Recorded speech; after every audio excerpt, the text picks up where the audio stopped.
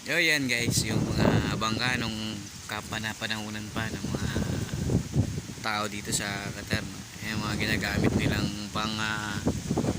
pangingisda, transportasyon din sa karagatan, no? Dito tayo sa seaside.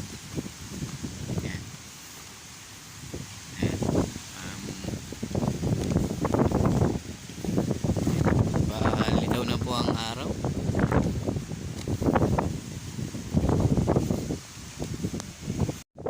So yan guys, no? Yan yung seaside ng Qatar.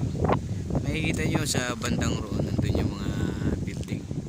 So yan po yung center, no? Nandun na din po yung pinagtatrabaho natin, yung city center. Yan, tapos yan, kasi umaga na ho dito, malitaw na yung araw. Sobrang lamig pa, sa tingin ko nasa 16 degree Celsius, no? Yung lamig, giniginaw tayo. Yan. So yan, napakaganda rin ng nila, views. Yan, yung mga ibon na nagbasa na kasi umaga na. Yan, yung karagatan ng Qatar, no? So yan guys, yan, nakikita nyo na yung mga building, no, sa Qatar.